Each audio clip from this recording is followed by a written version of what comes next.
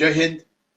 मी brigadier Hemant Mahajan Facebook live मध्ये आपलं स्वागत करतो. काही टेक्निकल कारणामुळे या आधीचा जो लाईव्हचा प्रोग्राम होता तो डिलीट करावा लागला. पुन्हा पुन्हा नेट डिस्टर्ब होत होतं, त्याकरता क्षमस्व. आज आपण ज्या विषयावरती बोलणार आहे 15 मिनिटं, तो आहे की सिक्कीम आणि अरुणाचल प्रदेशमध्ये जी भारत चीन सीमा आहे ती बळकट करण्याकरता आपण सध्या काय करतो आहे. सध्या चीन सैन्य हे लडाख भारत सीमेवरून परत जात आहे आणि हा भारताकरता एक मोठा विजय मानायला पाहिजे, कारण अशा वेळा चीनी सैन्य हे प्रथमच मागे गेलेलं आहे. परंतु याचा अर्थ असा नाही की ते पुन्हा येऊन तुम्हाला त्रास देणार नाही. उलट ज्याप्रमाणे ते सैन्याचं आधुनिकीकरण करतायत, ज्याप्रमाणे ते भारत चीन सीमेवरती रस्ते बांधतायत, ज्याप्रमाणे ते तिथे आपल्या सैन्याची जमवाजमव करतायत, त्यामुळे हे बिलकुल साफ आहे की आता तात्पुरतं चीनी सैन्याने माघार घेतलेली आहे. परंतु येणाऱ्या काळामध्ये ते आपल्याला नक्कीच त्रास देऊ शकतील. याचं कारण आपण अनेक वेळा बोललेलो आहे की ते भारताला त्यांचा नंबर 1 शत्रू समजतात आणि त्यांना भारताची प्रगती ही आर्थिक प्रगती ही अजिबात होऊ द्यायची नाही. म्हणून आता जो ब्रेक आपल्याला मिळाला आहे त्याचा आपण सदुपयोग करून आपली जी भारत चीन सीमा आहे तिथे असलेले आपले डिफेन्सेस जास्त मजबूत करायला पाहिजे आणि नेमकं तेच भारतीय सैन्य आज करत आहे. तर या विषयाला टच करायच्या आधी मी आपल्याला 2-3 इतर महत्वाचे मुद्दे सांगू इच्छितो. एक म्हणजे एक जो खालिस्तान दहशतवादी गट आहे त्यांनी महाराष्ट्र आणि बंगालच्या चीफ मिनिस्टरना एक पत्र लिहून सांगितलेलं आहे की तुम्ही स्वतंत्र देश बना, कारण तुम्ही चीफ मिनिस्टर आहात, तुमचा देश स्वतंत्र होऊ शकतो. म्हणजे हे खालिस्तानी जे दहशतवादी गट भारताच्या बाहेर राहून, खास तर इंग्लंड आणि कॅनडामध्ये राहून भारताच्या सुरक्षेला केवढा धोका देऊ शकतात हे आपल्याला कळू शकतं. परंतु जास्त काळजी ती अशी आहे की ज्या वेळेला असला कुठला दहशतवादी गट भारताला धमक्या देतो तर त्याला भारताच्या मीडियानी पहिल्या पानावरती का द्यायला पाहिजे. कारण एक असं होतं की भारतीय मीडियाच्या आपण ज्या बातम्या बघितल्या तर अतिशय निगेटिव्ह बातम्या या पहिल्या पानावरती असतात. त्यामुळे पाकिस्तान आणि चीनची समजूत होते की भारताला भवितव्य नाही आणि भारताच्या आत आपण कुठल्याही प्रकारची गडबड करू शकतो, की जे सत्य नाही. आपल्या देशाला नक्कीच भवितव्य आहे आणि आपण आपलं रक्षण करण्याकरता नक्कीच समर्थ आहोत. दुसरा महत्वाचा मुद्दा असा की आज 2 दिवसापूर्वी आत्मनिर्भर भारत संरक्षण क्षेत्रात याकरता एक मोठा सेमिनार झाला होता. त्यामध्ये संरक्षण मंत्री राजनाथ सिंग भारतातल्या अनेक मोठ्या इंडस्ट्रीज, मग त्या भारत फोर्ज असो की लार्सन टोब्रो असो, या सगळ्या त्यामध्ये सामील झाल्या होत्या आणि भारताला आत्मनिर्भर करण्याकरता काय करावं याच्यावरती पुष्कळ चर्चा झाली आणि अनेक महत्वाचे निर्णय घेण्यात आले. मी आपल्याला बिलकुल थोडक्यात सांगू इच्छितो की आपल्याला कल्पना आहे की 2014च्या आधी 70% जी आपली शस्त्र आहेत की जी आपण सैन्याकरता वापरायचो ती परदेशातून येत होती. आता हे प्रमाण परदेशामधलं जे आपलं डिपेंडन्स आहे तर 70%हून कमी जवळजवळ 60 किंवा 55% पोहोचलं आहे. म्हणजे मागच्या 5 वर्षामध्ये आपण 15% हे स्वदेशीकरण हे केलेलं आहे. परंतु भारतीय सैन्याने जसं म्हटलेलं आहे की आम्हाला पुढच्या 5 वर्षामध्ये हेच प्रमाण 55%वरनं कमी करून हे 15 किंवा 20%वरती आणायचं आहे. म्हणजे आम्ही जे बनवू ते आम्हाला फक्त भारतातच बनवायचं आहे. मेक इन इंडियामध्येच बनवायचं आहे. ज्यामुळे भारतीय शास्त्रज्ञांचं ज्ञान वाढेल, भारतीय सैन्याला भारतात बनलेली शस्त्र मिळतील, इथल्या युवकांना रोजगार मिळेल. म्हणजे अनेक कारणं आहे की ज्याकरता आपण आत्मनिर्भर व्हायला पाहिजे. आणि महत्वाचं असं की परदेशावरती अवलंबून राहणं हे धोकेदायक असतं, कारण गरज पडली तर ते तुम्हाला इतक्या महागड्या किमतीने शस्त्र देतात की जे भारताला परवडण्यासारखं नसतं. तर म्हणून तुम्हाला आठवत असेल की आत्ताच जे बजेट झालं होतं, त्या बजेटमध्ये हे आपण जाहीर केलं होतं की आपलं जे कॅपिटल बजेट आहे, हे गेल्या 15 वर्षामध्ये पहिल्या वेळा वाढलं.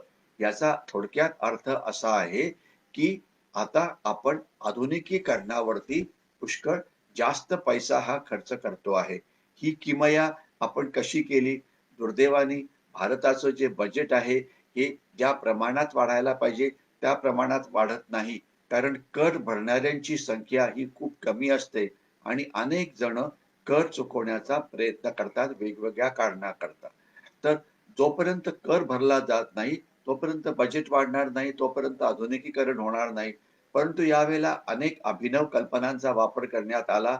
आपण सैन्यातले जे सैनिक रिटायर होतात, त्यांना त्याच्यामधल्या अनेकांना आपण पाठवण्याचा प्रयत्न करतो आहे.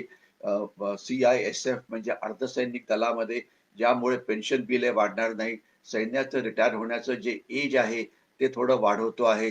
ज्यामुळे काही वर्ष रिटायरमेंट बिल हे वाढणार नाही. अशा प्रकारच्या आपण अनेक अभिनव कल्पनांचा वापर करतो आहे. परंतु आता हा जो सेमिनार झाला, यामध्ये असं ठरलं, की यावेळेचं जे बजेट होतं, त्याच्यामधला 70 ते 80% जो भाग आहे, तो केवळ भारतामध्ये बनलेल्या शस्त्रांकरता वापरला जाईल आणि यामध्ये लार्सन टोब्रोची गन असो, की अर्जुन नावाचा रणगाडा असो, की तेजस नावाचं विमान असो, हे सामील आहे. थोडक्यात मी आपल्याला सांगण्याचा प्रयत्न करीन, की आपण जर मला आकडेवारी नीट आठवत असेल, तर 108 अर्जुन मार्क 1 हे रणगाडे भारतीय सैन्यामध्ये सामील करतो आहोत. ही अर्थातच खूपच चांगली बातमी आहे. आपल्याला हे कल्पना पाहिजे, की अर्जुन नावाचा जो रणगाडा आहे, हा DRDO म्हणजे भारताची जी संशोधन संस्था आहे, यांनी बनवलेला आहे. परंतु मुख्य प्रॉब्लेम असा होता, की अर्जुन रणगाड्याची तुलना ही आपल्याकडे असलेले जे T-90 जे सर्वात अत्याधुनिक टँक आहे, त्याच्याशी करता येत नाही. त्याच्यामध्ये अनेक कमी आहेत. परंतु आपले संरक्षण मंत्री मनोहर पर्रिकर जे काही वर्षापूर्वी होते, त्यांनी एक अतिशय महत्त्वाचा निर्णय घेतला. त्यांनी भारतीय सैन्याला सांगितलं, की तुम्ही अर्जुन ज्या अवस्थेत आहे त्या अवस्थेत घ्या आणि त्यानंतर तुम्हाला यामध्ये जे बदल पाहिजे ते तुम्हाला DRDO करून देईल. तर जर मला नक्की पुन्हा सगळी आकडेवारी आठवत असेल, तर भारतीय सैन्याने सांगितलं, की 2 रेजिमेंट अर्जुनच्या भारतीय सैन्यामध्ये आल्या.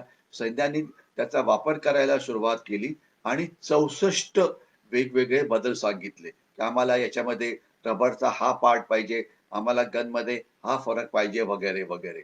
तर त्याच्यामधले 60 ज्या सैन्याला गोष्टी पाहिजेत, त्या आता अर्जुन मार्क 1 ए मध्ये पूर्ण करण्यात आल्या आहेत.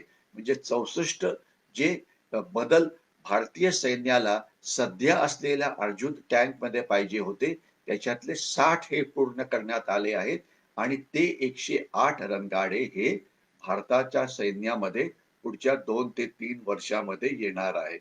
जे 4 जे बदल आहेत ते करता येणार नाही. याचं कारण असं, की त्याच्याकरता मेजर डिझाईनचा फरक करावा लागेल, ज्याकरता वेळ लागेल.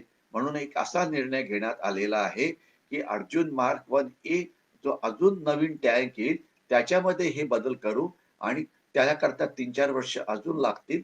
परंतु तोपर्यंत 108 रणगाडे हे भारतीय सैन्यामध्ये आले असतील. हा अतिशय उत्कृष्ट निर्णय आहे.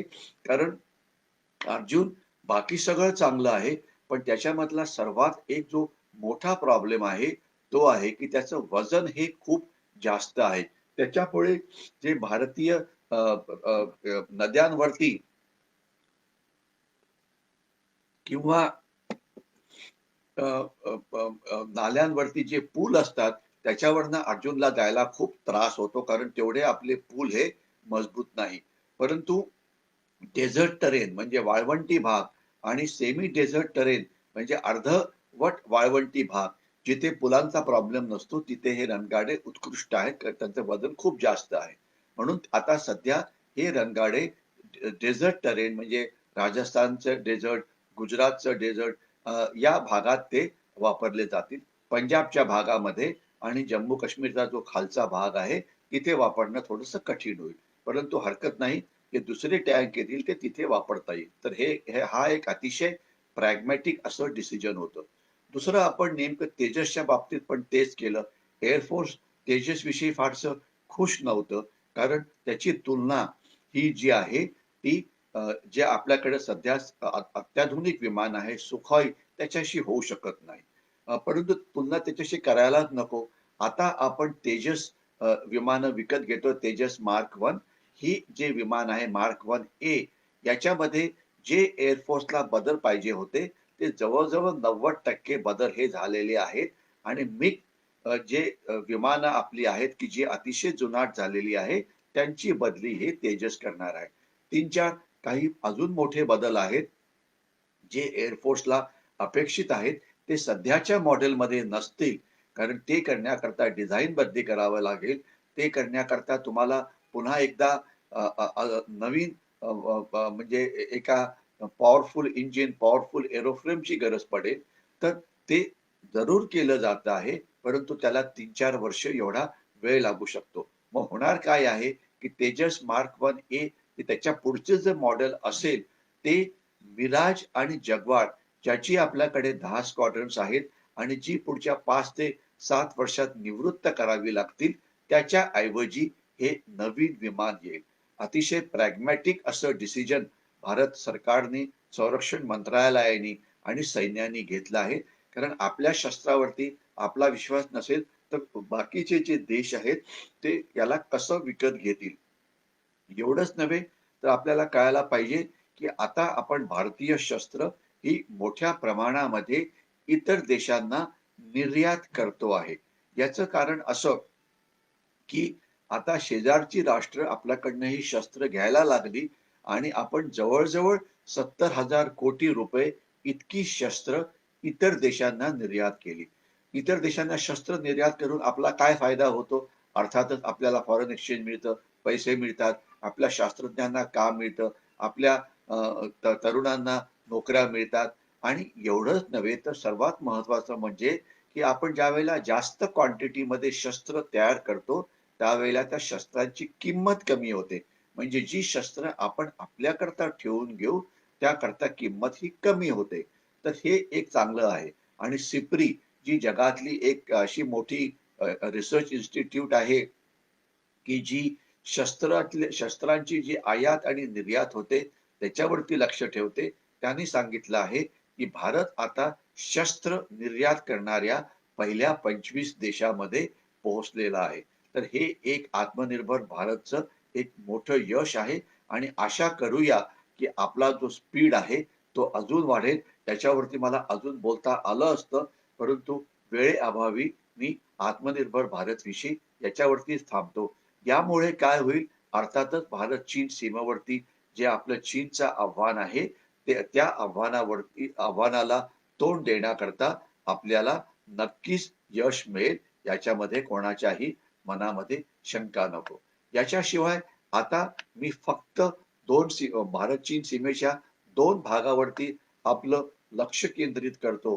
ते म्हणजे भारत-चीन सीमा सिक्कीमला लागलेली आणि भारत-चीन सीमा जी अरुणाचल प्रदेशला लागलेली आहे. या ठिकाणी चीन गडबड करू शकतो, अशा बातम्या येत आहेत.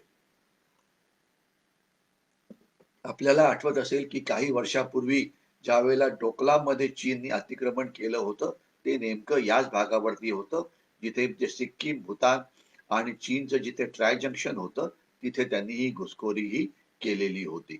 तर म्हणून आता आपण त्या सीमेवरती अजून जास्त लक्ष हे देतोय कारण या सीमेवरती गडबड करायला ते केव्हाही करू शकतात. आणि याकरता आपण ज्यावेळेला ईशान्य भारताच्या सुरक्षेकडे बघतो आणि ज्यामध्ये अंतर्गत सुरक्षा पण बघा आणि बाह्य सुरक्षा पण बघा, तर त्यात आपल्याला असं दिसतं, की तिथे 3 किंवा 4 मोठे सुरक्षेचे प्रॉब्लेम्स आहेत. एक आहे प्रचंड बांगलादेशी घुसखोरी जी होते आहे, ती नशिबाने आता ईशान्य भारतात कमी झालेली आहे. परंतु पश्चिम बंगालमध्ये ही अजून सुद्धा चालू आहे. तर तो एक चॅलेंज झालं, परंतु त्याच्याविषयी आज नाही. दुसरं तिथे चालू असलेली बंडखोरी, मग ती नागा बंडखोरी असो, की मणिपुरी असो, की मिझोरामची असो वगैरे, त्या बंडखोरीचं जवळ-जवळ कंबरड हे भारतीय सैन्याने तोडलेलं आहे आणि भारतीय सैन्य जे बंडखोरी करता तैनात होतं, तिथल्या 2 डिव्हिजन्स आता तिथून काढण्यात आलेल्या आहेत आणि त्या आता भारत-चीन सीमेकडे त्यांना नेलं जात आहे. ज्यामुळे भारत-चीन सीमा अरुणाचल प्रदेश आणि तिथे आपले सैन्य जे आहे अजून जास्त बळकट होईल. एवढंच नव्हे तर त्याच भागामध्ये आपलं एक पॅरामिलिटरी फोर्स आहे, ज्याला आसाम रायफल म्हटलं जातं. आसाम रायफलचा इतिहास हा खूप मोठा आहे. त्या इतिहासामध्ये मी जात नाही. परंतु एवढं नक्की की या सैन्याचं मुख्य वैशिष्ट्य काय? की इथे असलेले जे सैनिक असतात ते पूर्ण ईशान्य भारतातले असतात. म्हणजे त्याच्यामध्ये जेवढी आपली मोठी राज्य आहेत, आसाम आहे, नागालँड, मणिपूर, मिझोराम, सिक्कीम, मेघालय, त्रिपुरा इथले असतात. परंतु आजकाल त्या भागात येणारे सैनिक हे आपल्याला कमी पडता आहेत. तर म्हणून आपण आता त्यांना ऑल इंडिया बेसिस मधून भारताच्या इतर भागात सुद्धा 15 ते 20% सैनिक त्यांना तिथे यायला देतो आहे. तर हा एक असा पॅरामिलिटरी फोर्स आहे की जो केवळ भारतीय सैन्याच्या हाताखालती काम करतो आणि त्यांचे जे अधिकारी असतात ते भारतीय सैन्याचे असतात. अतिशय उत्कृष्ट दर्जाचा हा पॅरामिलिटरी फोर्स आहे आणि यांनी आतापर्यंत इतकं चांगलं काम केलेलं आहे की जी शूरता पुरस्कार मिळतात याच्यामध्ये अशोक चक्र आहे, कीर्ती चक्र आहे, शौर्य चक्र आहे. यांचा इतिहास इतका चांगला आहे की त्यांना शेकडो शूरता पुरस्कारांनी त्यांना पुरस्कृत करण्यात आलेला आहे. म्हणजे थोडक्यात भारतीय सैन्याच्या खालती हा अतिशय चांगलं असं काम करतो याच्यामध्ये कोणाच्या मनात शंका नव्हती. आता हे जे आहे अर्धसैनिक हे जे पॅरामिलिटरी फोर्स किंवा अर्धसैनिक दल आहे हे 2 ठिकाणी वापरलं जातं. एक तर भारत म्यानमार सीमेवरती यांच्या जवळ-जवळ 46 बटालियन्स आहेत. यांच्या सैनिकांची संख्या ही 66,000 हून जास्त आहे. तर त्याच्यामधल्या ज्या 20 बटालियन्स ज्या आहेत या भारत म्यानमार सीमेवरती वापरल्या जातात आणि उरलेल्या जे ईशान्य भारतातली जी बंडखोरी आहे त्यांच्या विरुद्ध या वापरल्या जातात. तर भारत म्यानमार सीमा त्याचं सुरक्षा अतिशय महत्वाची आहे. कारण तिथे एक अतिशय एक वेगळी कल्पना वापरली जाते, की इथे आपल्याला कुंपण लावता येत नाही. इथे आपल्याला ती बॉर्डर मार्क करता येत नाही. कारण जुन्या कायद्यामुळे जी भारत म्यानमार सीमा आहे त्याच्या आजूबाजूला जे जनजाती राहतात. मग ते नागावाले असो की इतर कोणी असो त्यांना त्यांच्या नातेवाईकांना भेटण्याकरता म्यानमारमध्ये जाता येतं आणि म्यानमारमधल्या नागांना इकडे येता येतं. ही एक जुनी परंपरा आहे आणि ही अजून सुद्धा सुरू आहे. तर परंपरा तशी काही वाईट नाही. परंतु याच्यामुळे होतं काय, की याच्यामुळे या भागामध्ये स्मगलिंग हे प्रचंड होतं. मग ते स्मगलिंग दारू गोळ्याचं असो, की अफूगांच्या चरसचं असो, की इतर गोष्टींचं असो. आणि आपल्याला कल्पना असावी, की मागच्याच वर्षी आसाम रायफलनी या सीमेवरनं 900 कोटी रुपयाचं स्मगलिंगचं सामान हे जप्त केलेलं आहे आणि ड्रग्ज हे जप्त केले आहेत.